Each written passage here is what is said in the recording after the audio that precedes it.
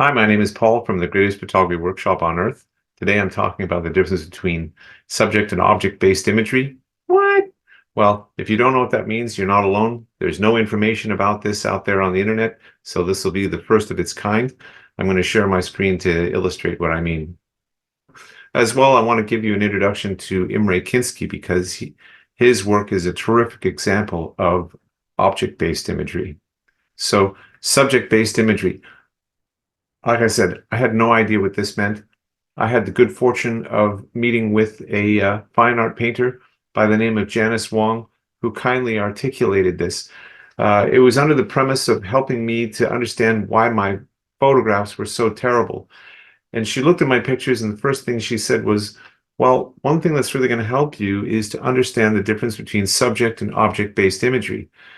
And when she said that, I kind of went, oh, yeah, yeah, right. Subject versus object-based imagery. I know exactly what you mean. Yeah, yeah, yeah, yeah. But really, I had no idea. This is a painting by Janice Wong, the lady who kindly articulated these ideas to me. And here's another one by Janice. And what she was trying to say is that subject-based imagery depends on the subject to carry the image.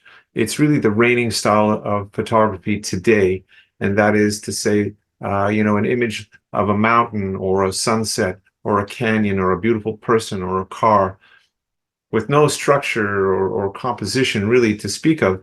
However, the image is carried by the beauty of the subject itself as instead of the geometry. Here we have police officers in it looks like combat gear, and so it's a compelling. Let me move myself out of the way there. It's a compelling subject, but it's not a particularly well executed photograph. And obviously, this is a subject-based image. This is an example of an object-based image. It's a very mundane scene. Nobody's getting on an airplane and flying to this location and lining up and paying money to see this spot because it's not pretty. It's not interesting.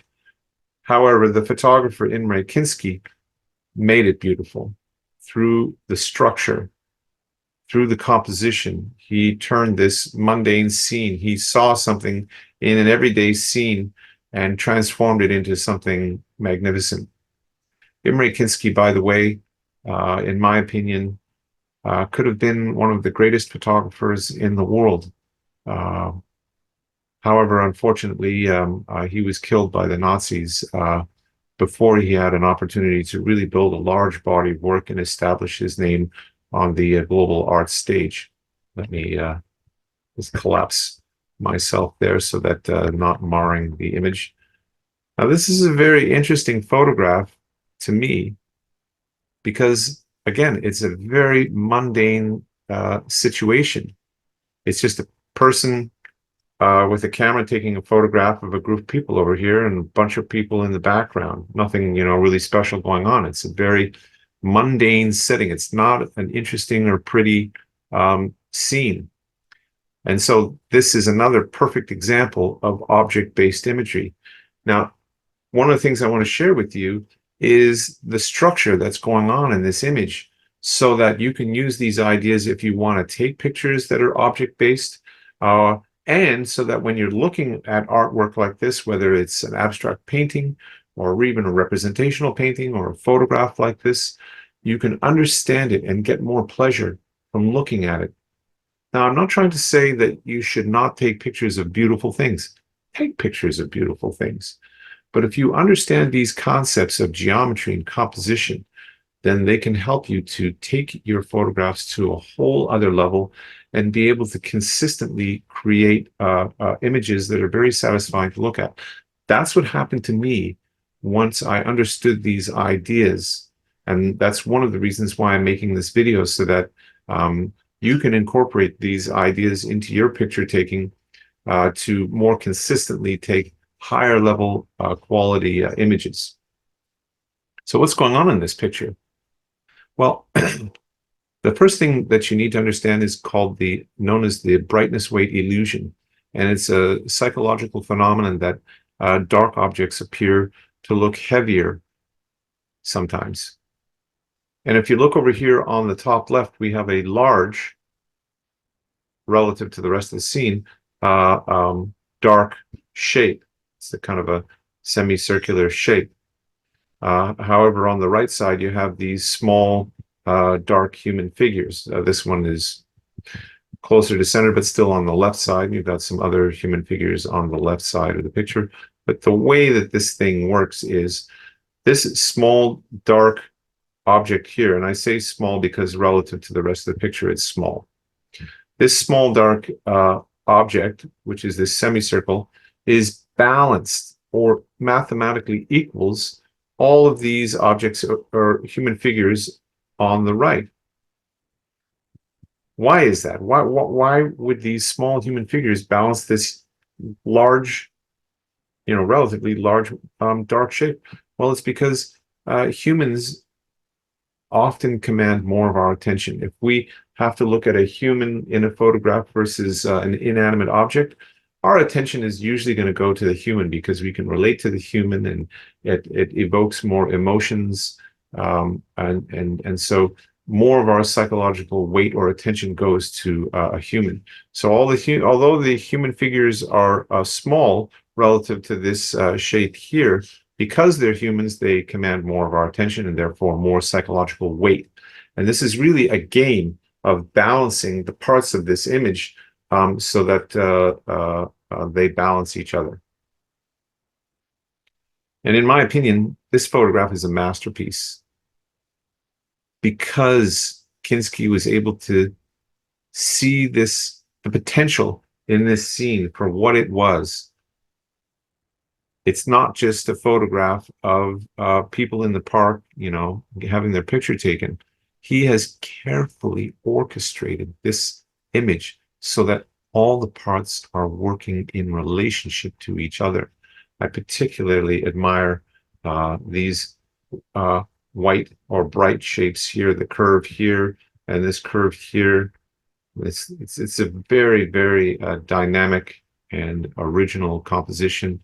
And just his ability to see this, the way that his mind worked, and the ability to quickly make these calculations so that everything worked out perfectly. Hopefully, you have some better insight into the difference between subject and object-based imagery, better than certainly I had in that half-hour conversation that I had with Janice Wong years ago. It took me a long time to really understand these ideas, and so hopefully this video sort of speeds up that learning curve for you, so that, as I mentioned, you can, if you so desire, use these ideas when you're creating imagery so that you can bring your emotion and your intellect into creating an image. I feel that great art is this confluence of an intrinsically human capability to bring those two things together.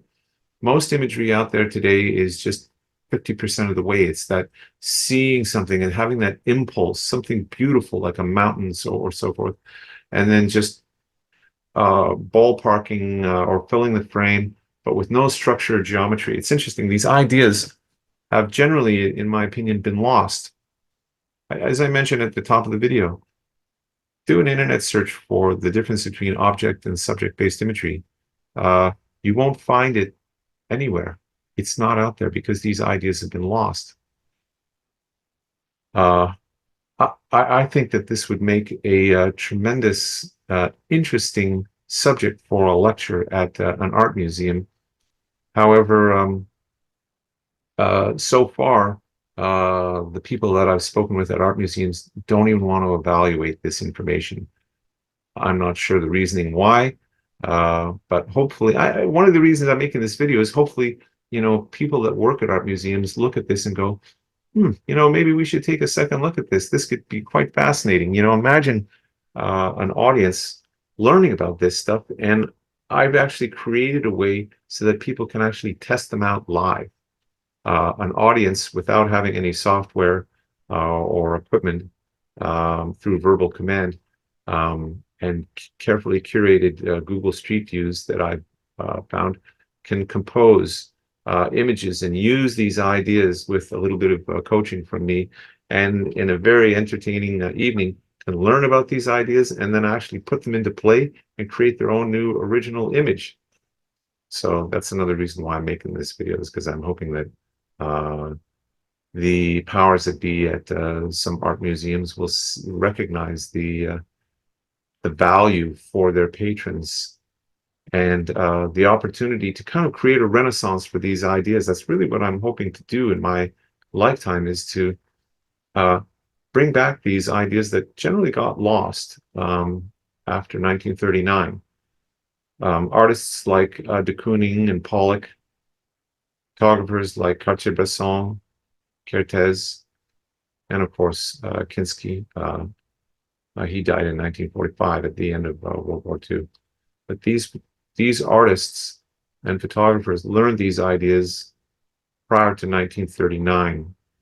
And of course, most of them carried them through after the war. But generally, these ideas got lost. After those photographers and artists stopped working, now we're in this time where they're forgotten. And I'm really hoping to bring them back. Now, if you're interested, the lighting's a little screwed up. I'm sorry. I'm trying to find a place. If you're interested, I actually offer a free online workshop on this very subject through Meetup. So if you want to kind of investigate this further and have an opportunity to actually try these ideas out live with, the help of me facilitating, I will include a link to this Meetup in the comments of this video. And that's it. So I'm pleased that I finally, created this video to at least have a stake in the ground somewhere out there on the internet that's articulating these ideas of object versus subject-based imagery.